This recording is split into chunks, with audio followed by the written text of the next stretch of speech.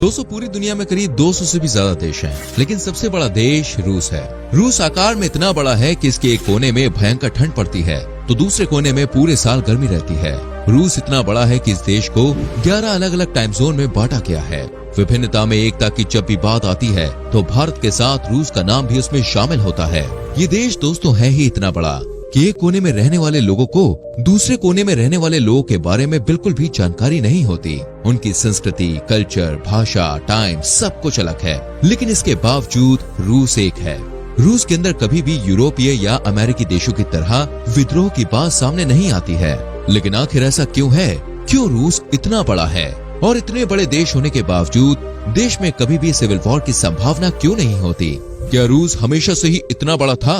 और अगर नहीं तो फिर रूस ने अपना विस्तार कैसे किया? आज की इस वीडियो में हम आपको इसके बारे में अच्छे से बताएंगे और आप जानेंगे कि आखिर रूस इतना बड़ा कैसे है। तो चलिए अब देरी न करते हुए इस वीडियो को शुरू करते हैं और जानते हैं कि आखिर रूस इतना बड़ा कैसे है।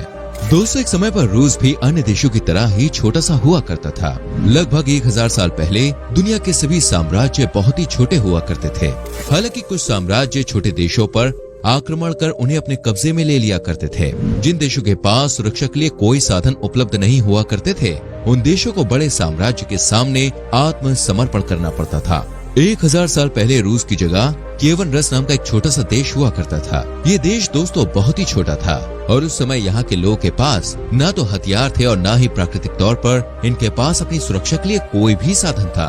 केवन रस अपने देश का विस्तार इस तरह करना चाहता था कि पहाड़ या नदियां उसके देश की सीमा की सुरक्षा करें, और तभी उसने रणनीति बनानी शुरू की और सोचा आखिर किस तरह से वो अपने देश का मजबूती के साथ विस्तार कर सकते हैं। उस समय मंगोल्स तेजी के साथ पूरी दुनिया पर आक्रमण कर रहे थे और जीत का झंडा फहरा रहे थे। पूरी दुनिया में ऐसा कोई भी देश नहीं था जो मंगोल्स की शक्ति का सामना कर सकता। मंगोल्स का काफिला केवन रस तक भी पहुंच गया, क्योंकि उस समय रूस की सीमा की तरफ सिर्फ घास के मैदान थे।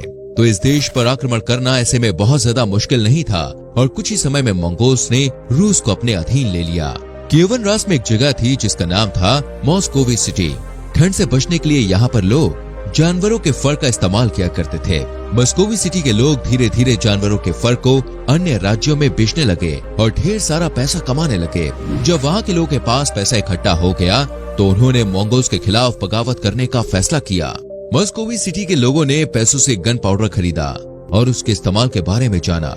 जब वो गन पाउडर के बारे में अच्छे से जान गए तो मंगोल्स के खिलाफ युद्ध का ऐलान कर दिया। मॉस्कोवी सिटी के लोग काफी अमीर थे, इसलिए उनके पास गन पाउडर भी था। इसके बाद मंगोल्स को उनका शहर छोड़कर जाना पड़ा और मॉस्कोवी सिटी के लोगों ने खुद को आजाद करा लिया। यही शहर बाद में मॉस्को के नाम से प्रसिद्ध हुआ, जो आज रूस की राजधानी के नाम से जाना जाता है। कई साल तक मंगोल्स के अधीन रहने के बाद रूस के लोगों ने सोचा कि आज के बाद वो कभी भी किसी के गुलाम नहीं बनेंगे और एक शक्तिशाली देश के तौर पर अपनी पहचान बनाएंगे। उन्होंने सोचा कि वो अपने राज्य की सीमाओं का विस्तार करना शुरू करेंगे, जिससे कोई देश उनकी तरफ आंख उठाने से पहले 10 बार नहीं बल्कि 100 बार सोचे। इस तरह से सबसे पहले रूस ने यूरल माउंटेन्स पर कब्जा किया और उसे अपने देश में शामिल कर लिया। लेकिन अब भी थोड़ी सी जगह ऐसी बची थी जहां से चीन या अन्य कोई भी देश सीधे रूस पर आक्रमण कर सकता था। उस समय रूस में इवान द टेरिबल का साम्राज्य हुआ करता था और उसने रूस को सुरक्षित करने की दिशा में कई महत्वपूर्ण कदम उठाए। इवान ने अपनी सेना को हर देश में भेजना शुरू कर दिया और सभी कबीलों, छोटे मोटे साम्राज्यों को अपने देश में मिलाने का काम शुरू कर दिया। रूस की सेना भी बहादुरी के साथ अपना काम कर रही थी। जहाँ तक उनकी सेना जा रही थी वहाँ तक के एरिया को रूस ने अपने अधीन कर लिया। देखते ही देखते रूस ने साइबेरिया जैसे ठंडे इलाकों को अपने कब्जे में ले लिया, क्योंकि ठंडी जगह होने के कारण वहाँ पर बर्फ में रहने वाले जानवर भी प्रचुर मात्रा में थे।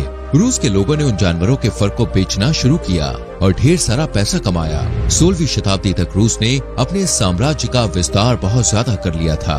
उसकी सेना भी बिना रुके अपना काम कर रही थी। बहुत बार ऐसा भी होता था कि राजा को खुद नहीं पता होता था कि उसकी सेना कहां तक पहुंची है और कितने एरियाज को रूस में शामिल कर लिया गया है। अब आपके मन में दोस्तों एक सवाल आ रहा होगा कि जिस समय रूस अपना विस्तार कर रहा था तो किसी ने उसका विरोध क्यों नहीं किया, या फिर जिन साम्राज्यों या कबीलों में वो जा रहे थे वहाँ पर विद्रोह क्यों नहीं हुआ, है ना? चलिए आपको बताते हैं कि आखिर हुआ क्या था।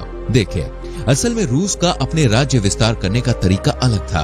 ब्रिटिशर्स, डच या अन्य यूरोपीय देशों की तरह रूस अन्य देशों पर आक्रमण कर अपना गुलाम नहीं बनाता था और न ही उन लोगों की संपत्ति छीनकर अपने पास रखता था, बल्कि रूस पूरी विनम्रता के साथ कबीलों के सरदार को आग्रह करता था कि आप हमारे देश का हिस्सा बन जाएं, जिससे आपको सुरक्षा मिलेगी। छोटे साम्राज्य और कबीले भी रूस के प्रस्ताव को हंसी खुशी स्वीकार कर रहे थे, क्योंकि इससे उन्हें अन्य देशों से सुरक्षा मिल रही थी। हालांकि कई जगह रूस की सेना को जंग का भी सामना करना पड़ा, लेकिन कोई भी कबीला या छोटा साम्राज्य रूस की सेना के सामने टिकने जितना मजबूत नहीं था। 17वीं और 18वीं शताब्दी तक रूस ने यूक्रेन, बेलारूस और पोलैंड को भी अपने अधीन ले लिया। वहीं दक्षिण में रूस ने कॉकेसस पर्वत श्रृंखला पर कब्जा करते हुए आर्मीनिया और जॉर्जिया को भी अपने देश में ही शामिल कर लिया। एशिया में उन्होंने अपना विस्तार सिर्फ सेंट्रल एशिया तक ही सीमित रखा, क्योंकि साउथ एशिया में उस समय ब्रिटिशर्स राज कर रहे थे और वो ब्रिटिशर से जंग नहीं करना चाहते थे। सन 1900 तक रूस का विस्तार 8 मिलियन स्क्वायर किलोमीटर तक हो गया। हालांकि आज के रूस के मुकाबले यह भी 50% ही है। 20वीं शताब्दी में सेकेंड वर्ल्ड वॉर के बाद जब कोल्ड वॉर की शुरुआत हुई तो पूरी दुनिया दो हिस्सों में बंटने लगी। इस दौरान बहुत से देशों ने सोवियत संघ का साथ चुना और रूस भी सोवियत संघ का ही एक हिस्सा था। आप इसे ऐसे समझ सकते हैं कि पूरे सोवियत संघ को रूस द्वारा ही संचालित किया जाता था, लेकिन सन 1991 में सोवियत संघ खत्म हो गया और बहुत सारे देश इसमें से आजाद हो गए। इसके बावजूद रूस आज दुनिया का सबसे बड़ा देश है। अजरबैजान, कजाकिस्तान जैसे देश आज भी अगर रूस का हिस्सा होते तो शायद आज अमेरिका की जगह रूस दुनिया में महाशक्ति होता। दोस्तों, आज रूस 84 टेरिटरीज में विभाजित है।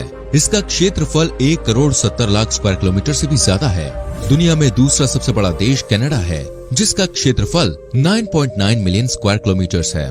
दुनिया के पहले और दूसरे सबसे बड़े देश के बीच दुगनी जमीन का अंतर है। तीसरे नंबर पर चीन है और इस सूची में Bharat 32 lakh square kilometre area के साथ 7वें स्थान पे है। रूस का कुल क्षेत्रफल प्लूटो प्लैनेट से भी बड़ा है। जी हाँ, एक देश का क्षेत्रफल एक पूरे ग्रह से बड़ा है। ऐसे में आप अंदाजा लगा सकते हैं कि ये देश वाकई में कितना बड़ा होगा। एक समय पर अलास्का भी रूस का ही हिस्सा हुआ करता था, लेकिन रूस को लगा था कि ये जगह उसके किसी काम की नहीं है और इसलिए उसने मात्र $72 लाख में पूरा अलास्का अमेरिका को बेच दिया। बाद में अमेरिका ने यहाँ पर जब खुदाई कराई तो सोने, हीरे और तेल के कई भंडार अमेरिका को मिले, जिसने अमेरिका की अर्थव्यवस्था को मजबूत करने में एक अहम भूमिका निभाई है। अलास्का को इतने कम दामों पर बेचना रूस के इतिहास की सबसे बड़ी गलतियों में से एक गलती है। आज रूस दुनिया में सबसे ज्यादा तेल का उत्पादन कर रहा है। दुनिया में सबसे ज्यादा बिलियनियर्स भी रूस में ही मौजूद हैं। रूस की जनसंख्या उसके क्षेत्रफल के मुकाबले काफी कम है। 145 मिलियन यानी कि लगभग 14.5 करोड़ लोग रूस में रह रहे हैं। पॉपुलेशन डेंसिटी भी रूस में काफी कम है। रूस में 8.56 लोग ही पर स्क्वायर किलोमीटर के एरिया में रहते हैं। रूस की आबादी भी बहुत ही अनइक्वली स्प्रेड है। कुछ शहर पूरी तरह से खाली पड़े हैं तो कुछ की आबादी बहुत ज्यादा है। रूस का 1/4 हिस्सा यूरोप में है और 3/4 हिस्सा एशिया में आता है, लेकिन सिर्फ 22% लोग ही एशिया वाले हिस्से में रहते हैं और बाकी आबादी यूरोप कॉन्टिनेंट का हिस्सा है। आपको बता दें कि दुनिया की सबसे बड़ी साफ पानी की झील बाइकाल लेक भी रूस में ही मौजूद है। दुनिया में मौजूद मीठे पानी का 20% हिस्सा सिर्फ इसी लेक में मौजूद है। दोस्तों, क्या आप जानते हैं रूस में एक समय ऐसा भी था जब लोगों को दाढ़ी रखने के लिए टैक्स देना पड़ता था। पीटर नाम के शासक ने रूस में ये अजीबोगरीब टैक्स लागू किया था। रूस में दुनिया का सबसे बड़ा रेल नेटवर्क भी मौजूद है, जिसे ट्रांस साइबेरियन रेल नेटवर्क के नाम से जाना जाता है। इस रेल नेटवर्क को अपना सफर पूरा करने में 8 दिनों का समय लगता है और न्यूक्लियर वेपन के मामले में रूस अमेरिका से भी ज्यादा शक्तिशाली माना जाता है। खबरों के मुताबिक आज के समय में रूस के पास 6250 से ज्यादा न्यूक्लियर वेपन्स मौजूद हैं। वहीं अमेरिका के पास लगभग 5500 न्यूक्लियर वेपन्स मौजूद हैं। आज रूस का एक कोना तुर्की, चीन और नॉर्थ कोरिया से लगता है, तो वहीं दूसरा कोना यूरोप में नॉर्थ कोरिया से लगता है। एक छोर रूस का जापान के साथ भी लगता है। दुनिया का नक्शा देखने पर ऐसा लगता है जैसे रूस और अमेरिका बहुत दूर दूर हैं, लेकिन दोनों देशों के बीच एक जगह सिर्फ 5 किलोमीटर का ही फासला रह जाता है। दुनिया में मौजूद लैंड एरिया का कुल 11% हिस्सा सिर्फ रूस के पास है। रूस यूनिटी इन डाइवर्सिटी का एक बेहतरीन उदाहरण है, क्योंकि रूस का आकार इतना बड़ा है तो ऐसे में यहाँ की भाषाएं, संस्कृति, कल्चर और परंपराएं सब कुछ अलग अलग होना स्वाभाविक है। रूस में रशियन भाषा के अलावा 13 अन्य भाषाओं को आधिकारिक भाषा का दर्जा प्राप्त है। रूस के पूर्व में सखा नाम की जगह है जहाँ कड़ाके की ठंड पड़ती है। ये एक इलाका ही पूरे बेल्जियम से बड़ा है। सखा की अपनी अलग राजधानी भी है जिसका नाम यकुत्स्क है। ये जगह हीरो के खदानों के लिए फेमस है। पूरी दुनिया में आज तक के खानों से निकलने वाले हीरे पसंद किए जा रहे हैं। वहीं रूस के दूसरे कोने में डगेस्तान नाम की एक जगह है जहाँ बहुत गर्मी पड़ती है। वैसे तो रूस की मैक्सिमम आबादी या तो नास्तिक है या फिर ईसाई धर्म को मानने वाली है, लेकिन डगेस्तान की 85% आबादी इस्लाम धर्म को मानती है। रूस में मौजूद कोमी नाम की जगह बेहद ही खूबसूरत है। यहाँ की रॉक फॉर्मेशन को देखने दुनिया भर से लाखों पर्यटक हर साल आते हैं। इसके अलावा आपको बता दें कि रूस में तुवा नाम की भी एक जगह है, लेकिन यहाँ पर रशियंस नहीं बल्कि मंगोल्स रहते हैं। 1000 साल पहले जब मंगोल्स ने रूस पर आक्रमण किया था तो उन्हीं के परिवार के वंशज आज भी इसी एरिया में रह रहे हैं। रूस ने कभी भी अपने देश के किसी राज्य, साम्राज्य या कबीलों पर दबाव नहीं बनाया, न ही किसी नागरिक पर कभी कोई जबरदस्ती की। अन्य देश जब दूसरे देश को अपने अधीन करते थे तो वहाँ अपनी संस्कृति और धर्म की छाप छोड़ने की कोशिश करते थे।